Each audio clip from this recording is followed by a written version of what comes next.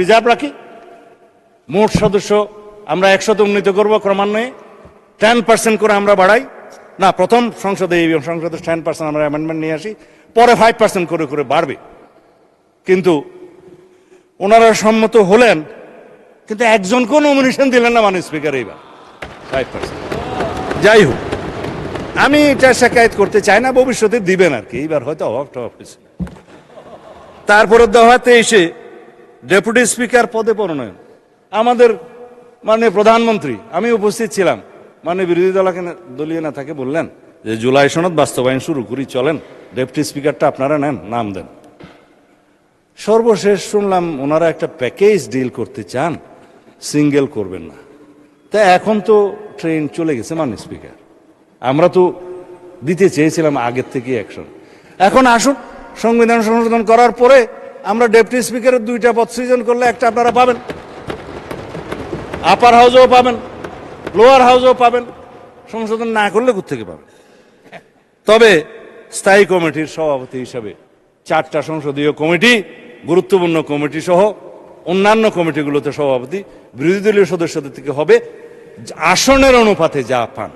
এখন মাশাআল্লাহ আপনারা তো 68টা পেয়েছেন, আরও মিলে হয়তো 77টা হয়েছে, ভালোই পাবেন। আসুন আমরা এটা সংসদে আলোচনা করে ঠিক করি, এগুলাই তো আমরা নিতে চেয়েছি।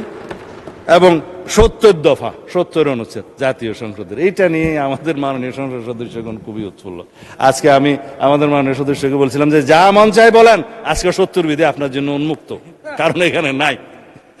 আপনি দলের বিরুদ্ধে ভোট দিতে পারবেন 4টা ক্ষেত্র বাদে, 2টাতে সবাই একমত হয়েছিল, আস্থা ভোট এবং অর্থ বিল।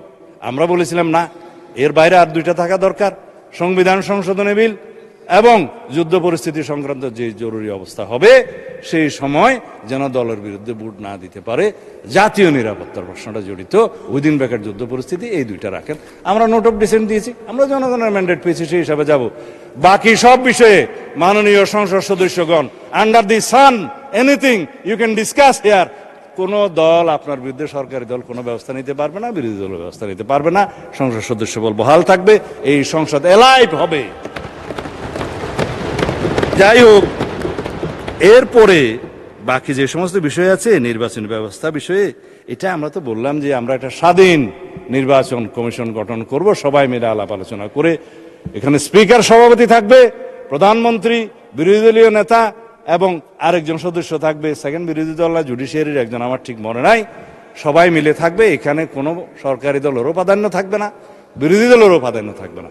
এমন একটা নির্বাচন কমিশন আমরা গঠন করব যে নির্বাচন কমিশনকে নির্বাচনকালীন সময়ে কেউ আর প্রভাব বিস্তার করতে পারবে না। আমাদের এই প্রস্তাব ছিল, এই যেগুলা বলে সাংবিধানিক সংস্থাসমূহে নিয়োগের ক্ষেত্রে যে এনসিসি করার কথা ছিল, আমরা যে এনসিসি লাগবে না, আসুন এটা এখানেই আনি। তারপর অন্যান্য সাংবিধানিক কিছু প্রতিষ্ঠানের বিষয়ে কথা বলা হয়েছে। আমরা বললাম যে এটা আমরা স্ট্রং আইন করি, শক্তিশালী আইন প্রণয়নের মধ্য দিয়ে সেগুলো আমরা ব্যবস্থা নেব।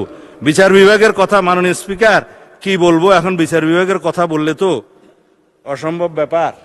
প্রধান বিচারপতি নিয়োগের ক্ষেত্রে আমরা বলেছিলাম একটা অপশন থাকুক, যাতে আর কোনোদিন আগের মতো যে আমাদের এক্সপেরিয়েন্স হয়েছে যে কি যেন এটা শপথবদ্ধ রাজনীতিবিদদেরকে আমাদের আর যেন দেখতে না হয়।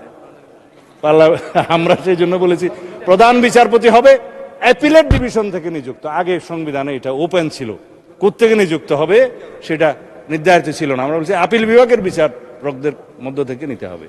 আর 2টা অপশন থাকতে হবে, জ্যেষ্ঠতম 2 জনের মধ্য থেকে প্রধান বিচারপতিকে নিয়োগ করতে হবে। এগুলো খুব সামান্য বিষয়, আমরা ডিসকাস করে এখানে একমত হতে পারি, যেটা জুলাই জাতীয় সনদে ছিল। এখন অন্যান্য বিষয়ের মধ্যে যে সমস্ত গুরুত্বপূর্ণ বিষয়, তা হলো আসুন বিচার বিভাগের স্বাধীনতা নিয়ে কথা বলি। আজকে বিচার বিভাগের স্বাধীনতা দেখেন, আজকেও একটা পত্রিকায় এসছে, মাননীয় স্পিকার আমি এখানে হয়তো দেখালে উকোটা ভুল হবে না, কার্যকরের আগেই সিন্ডিকেটের কবলে সুপ্রিম কোর্ট সচিবালয়।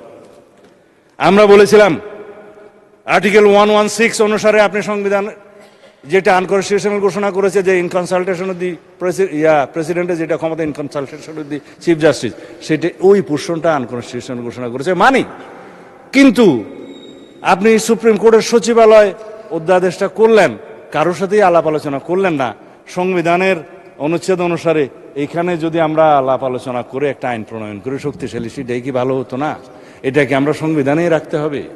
আর বলা হলো যে সুপ্রিম কোর্ট না হাইকোর্ট জাজেস অ্যাপয়েন্টমেন্ট অর্ডিন্যান্স নিজেই আর্টিকেল 95 এবং 98 ভায়োলেশন করে বসে আছে। কাউন্সিল এবং আর কি যেন করেছে, কিভাবে তারা ইন্টারভিউ নেবে, কাকে কাকে নিয়োগ করবে, বয়সসীমা কোথায় হবে, যেগুলো আছে সংবিধানের সেই আর্টিকেলগুলোকে যদি আপনি চেঞ্জ না করেন, অ্যামেন্ডেড না করেন, জুডিশিয়ারিকে সেটা ভায়োলেট করতে পারে।